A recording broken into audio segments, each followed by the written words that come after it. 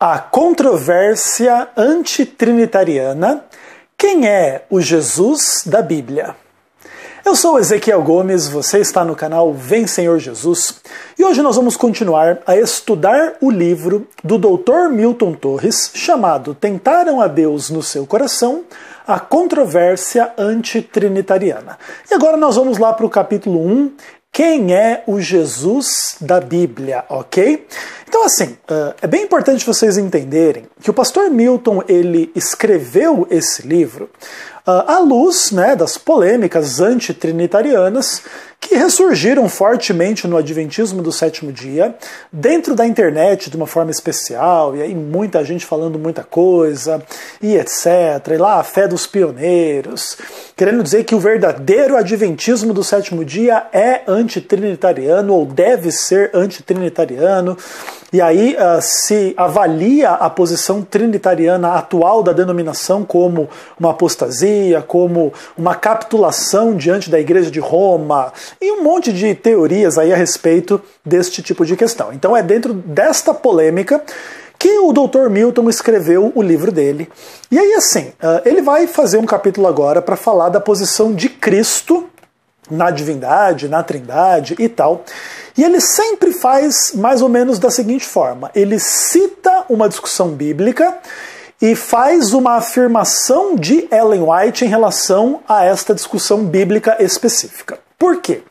Porque, infelizmente, inclusive contrário ao que a própria Ellen White ensinou, muitos adventistas do sétimo dia, às vezes, não se concentram unicamente em discussões bíblicas, aí você vai lá e dá uma aula sobre a Trindade na Bíblia. Aí o cara vai lá e pega meia dúzia de citações de Ellen White, que ele interpreta de uma forma antitrinitariana e acabou. E ele acha que aquelas citações de Ellen White, interpretadas com aquele viés antitrinitariano, deveriam então simplesmente fazer a igreja ser antitrinitariana, ponto.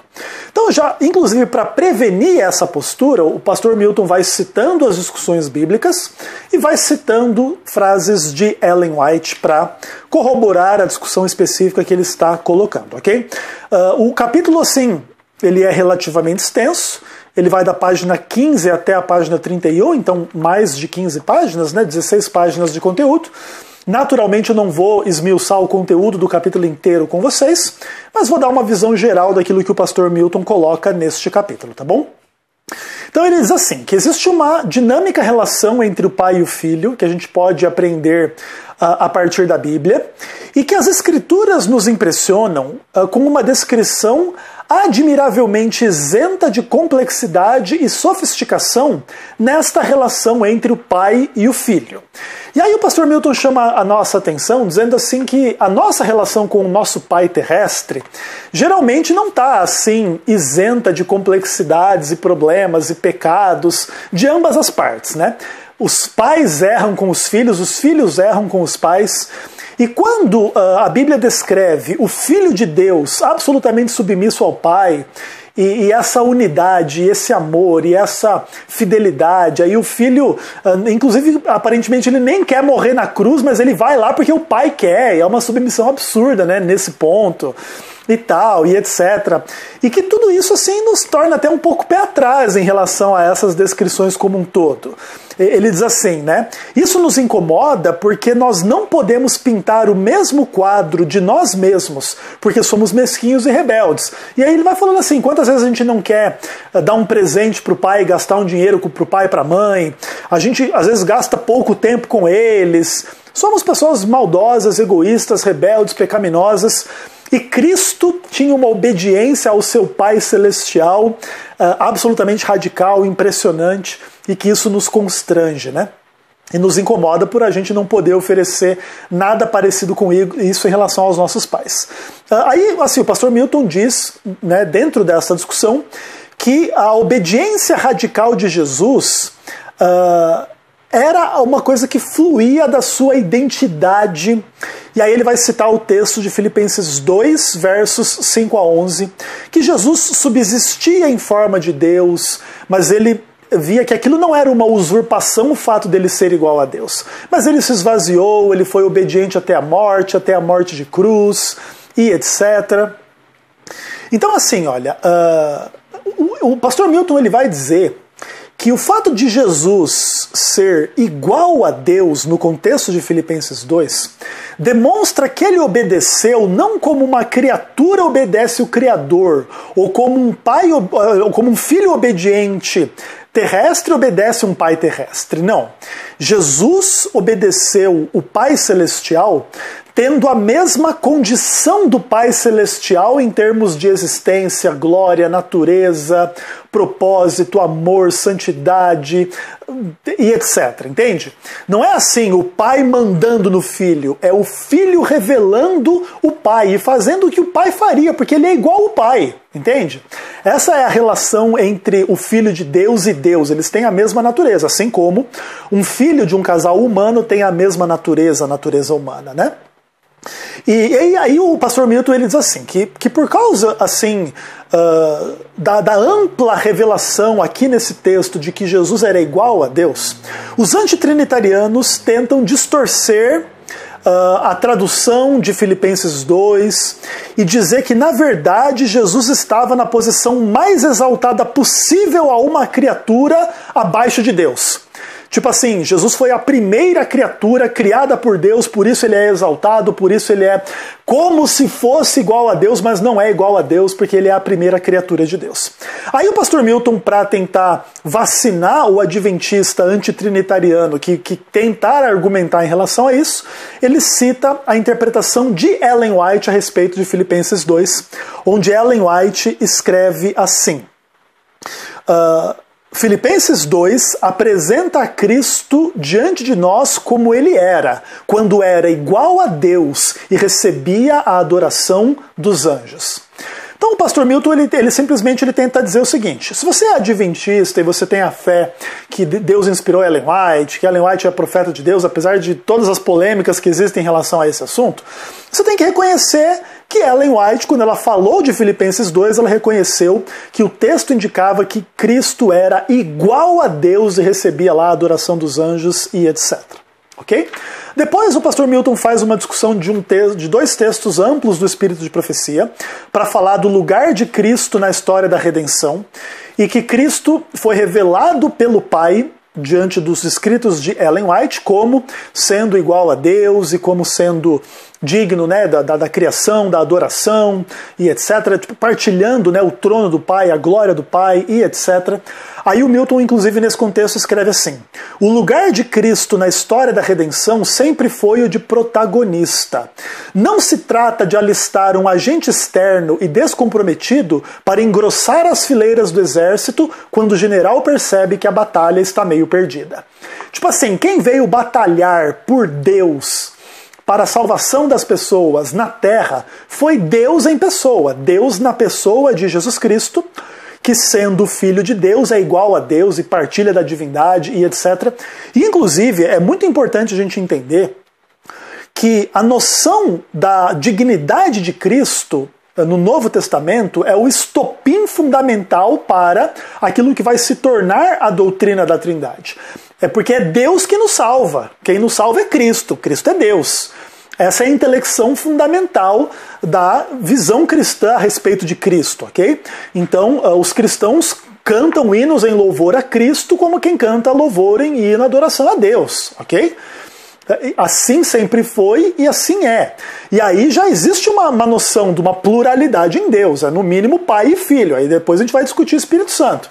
Mas, de qualquer forma, é importante entender que a ideia de Cristo ela é a ideia fundamental que dá o start naquilo que vai se tornar a doutrina da Trindade. E que o plano da redenção ele é conduzido por Deus em pessoa. Não é tipo assim, uma criatura que vem aqui tentar resolver um problema que o Criador não resolveu lá na criação, ou em outra esfera, ou de outra forma, entende? Cristo é o Criador em pessoa, em forma humana, para resolver o problema do pecado. Depois o pastor Milton faz uma discussão a respeito de João 1, verso 1, e ele fala inclusive que tem alguns adventistas que tentam oferecer uma tradução de João 1.1, que não é exatamente idêntica à tradução dos Testemunhas de Jeová, mas que também tenta fugir das implicações da divindade de Cristo. ele diz assim que essas pessoas tentam traduzir o texto da seguinte forma: no princípio era o verbo, aqui ó, no princípio estava o verbo estava com Deus e Deus era o verbo. E através desta tradução eles tentam querer dizer que Jesus não era Deus.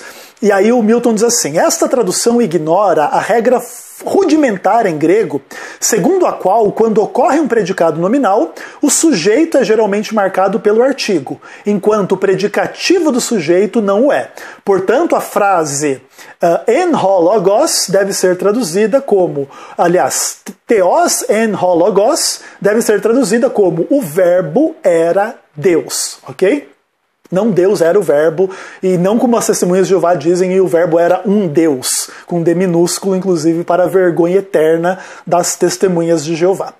De qualquer forma, é assim, veja, o pastor Milton então ele vai fazer essa discussão, né? Ele vai falar a respeito aí da tradução, e ele vai dizer, inclusive, que heresias antitrinitarianas, ou pelo menos assim, elas já começam a tentar assim, mal traduzir os textos e tal, para tentar fugir da implicação óbvia do que o texto diz. E aí ele fala, inclusive, que alguns usam nessa direção João 1, verso 18, que o Filho, o Deus unigênito, estava no seio do Pai e tal, como querer dizer assim, que tipo, Deus, vamos pensar assim que sou eu, e o meu filho está aqui no meu peito, aí eu tiro o meu filho de dentro de mim e entrego ele, tipo, é uma imagem assim de criação, de geração. Deus tirou Cristo de dentro de si, agora tem dois, mas antes era só um, e aí um deu origem a dois, entendeu? E assim que eles criam, tipo assim, que Deus, que Cristo é a primeira criatura e etc. Aí o pastor Milton diz que, na verdade, esta questão do Filho de Deus estar no seio do Pai, demonstra, na verdade, a existência consciente do Filho, distinta do Pai, e seu acesso imediato e afetuoso a Ele, como sua absoluta familiaridade com Ele. Então, assim, a ideia de que o Deus unigênito, que aqui é Cristo, estava no seio do Pai, não quer dizer que ele era uma criatura do Pai, mas que ele tinha absoluta intimidade com Deus, ele existia separado de Deus e junto com Deus, que inclusive é o que o texto de João 1 diz, né? E o verbo estava com Deus e o verbo era Deus, né? Existe uma conexão entre dois e os dois são Deus. E a princípio são dois aqui nesses textos e depois a gente vai falar da terceira pessoa, o Espírito Santo. Aí o que acontece? O pastor Milton ele vai tratando de vários outros textos. E ele vai tratando, assim, por exemplo, de argumentos que antitrinitarianos tentam usar para desbaratinar toda essa questão. Um dos textos que eles usam é João 17,8, querendo dizer, eu saí de ti. Cristo orando ao Pai lá, antes de chegar no Getsemane e de ir para a cruz e etc. Né? Mas ali o que simplesmente o pastor Milton diz é que o texto indica que, na verdade, Cristo como encarnado em humanidade, ele vem de Deus. Então é isso que ele está dizendo, olha, eu vim lá do Pai Celestial, entendeu? Mas não uma ideia de que ele foi gerado lá na eternidade como a primeira criatura. As pessoas, inclusive os antitrinitarianos, colocam ou tentam colocar esse tipo de contexto que a Bíblia não coloca para, tipo assim, ó, pegar um texto, eu saí de ti. Então lá na eternidade Cristo saiu de Deus, mas não tem nenhum texto dizendo que lá na eternidade Cristo saiu de Deus nos termos de João 17, verso 8. E aí o pastor Milton vai identificando esses labirintos e esses meandros que os antitrinitarianos tentam criar para fugir das implicações evidentes e óbvias de João 1, verso 1. E de vários outros textos que declaram a divindade de Cristo, ok? Aí o pastor Milton vai trabalhar um pouco Hebreus 1, verso 3, que fala que Cristo é a expressão exata do seu ser, do ser de Deus, né? E diz assim, que Ellen White, comentando essa passagem, diz: Cristo igual a Deus, o brilho da glória do Pai, a expressão exata do seu ser, Hebreus 1, verso 3, vestiu a sua divindade com a humanidade e veio a esta terra para sofrer e morrer pelos pecadores. Então ele coloca claramente ali de que Hebreus 1, verso 3 declara a divindade de Jesus Cristo, e etc, ok? Então, vai sendo usado aqui outros textos, ok? Para falar de várias discussões entre antitrinitarianos e as pessoas que acreditam na Trindade. E um deles tem a ver com o nome de Cristo, lá em Hebreus 1, verso 4, que diz que ele herdou um nome superior aos anjos e tal, e que o nome de Deus foi colocado sobre Cristo, e que às vezes, assim, os antitrinitarianos tentam dizer que não tem nenhuma implicação de divindade essa questão de Deus colocar o seu nome sobre uma nação, a nação de Israel, ou sobre uma pessoa, a pessoa de Cristo, e etc. Aí o pastor Milton ele vai trazendo algumas questões de que dizendo assim, em muitos contextos, o nome é a identificação da própria essência e natureza da pessoa. Então, por exemplo, lá em Isaías 9:6, o menino, que a gente entende ser Cristo, o cumpridor desta profecia, ele seria chamado de Deus Forte. Esse seria o nome dele. Maravilhoso Conselheiro, Príncipe da Paz, Pai da Eternidade, Deus Forte, Deus Poderoso, né? Por quê? Porque essa é a essência de quem esse menino é. Ele é Deus poderoso, certo? E diante da ideia de que existe um só Deus, esse menino faz parte desta divindade que é uma só. E aí a doutrina da Trindade vai se mesclar em relação a isso. Apesar da pluralidade de manifestações, Pai e Filho nesse caso, e aí vai chegar depois o Espírito Santo, a gente vai falar sobre ele, é um só, entendeu? E é Deus.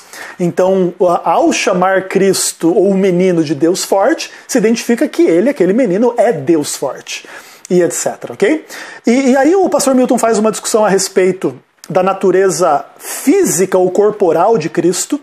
Ele vai citar depois o texto de Colossenses 2:9, que fala que em Cristo habita corporalmente toda a plenitude da divindade.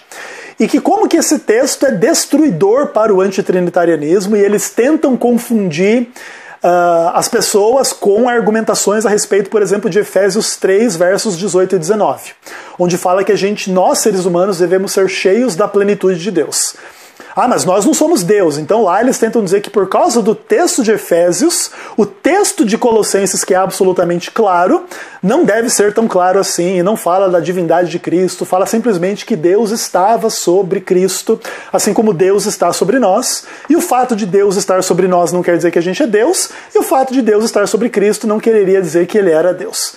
Entretanto, o texto de de Colossenses 2 e o texto de Efésios 3 não são idênticos, ok? E o fato de a plenitude de Deus, né, habitar em nós pelo Espírito Santo, pela fé, pela graça de Cristo e etc., não faz de nós seres em quem habita corporalmente toda a plenitude da divindade, entendeu? Se fosse dito isso a respeito dos seres humanos, nós teríamos um problema um pouco maior em função da divinização do ser humano. Mas o que há aqui é uma divinização de Cristo e não da humanidade de uma forma geral, ok? Então aqui ele coloca algumas citações de Ellen White para corroborar o entendimento trinitariano desta questão, da divindade de Cristo e etc. E ele termina inclusive citando uma citação de Ellen White no periódico Signs of the Times, do dia 3 de setembro de 1894, onde Ellen White afirma assim: os que negam a divindade de Cristo lançam fora a Bíblia. Ok? Então, basicamente, aqui o pastor Milton ele faz o seu capítulo para deixar claro que na visão bíblica e na visão de Ellen White e na visão da Igreja Adventista do Sétimo Dia, Cristo ocupa um lugar na divindade. Sendo assim, quando Cristo chama o Pai de Deus e etc, e etc, e etc, você já tem uma noção de pluralidade na divindade. Se isso te incomoda ou não, se você tem dificuldade de entender isso ou não, aí são outras questões particulares suas. E é óbvio que Deus não cabe na nossa mente, Deus é infinito, nós somos finitos. E é óbvio que existem conceitos muito complicados por detrás da noção que Deus é plural e uno ao mesmo tempo. E sendo uno é plural e sendo plural é uno, isso é um pensamento extremamente complexo, mas ele é um pensamento que surge da leitura natural do texto bíblico ao qual nós nos submetemos como igreja. E mesmo que Ellen White não tivesse dito nada do que ela disse em relação a esses textos que eu li aqui para vocês, nós ainda creríamos na Trindade, porque ela é bíblica e Ellen White nos ensinou a crer na Bíblia, certo? Ainda assim, eu acho interessante a postura cuidadosa do pastor Milton de colocar as citações de Ellen White para ninguém tentar desconsiderar a análise bíblica do caráter de Cristo como Deus e da posição de Cristo como Deus e etc., usando textos de Ellen White aí que possam ser enviesadamente interpretados de uma forma antitrinitariana. Ok, pessoal? Então, basicamente é isso que eu teria a dizer para vocês a respeito do primeiro capítulo do livro Tentaram a Deus no Seu Coração, a Controvérsia Antitrinitariana, escrito pelo Dr. Milton Torres.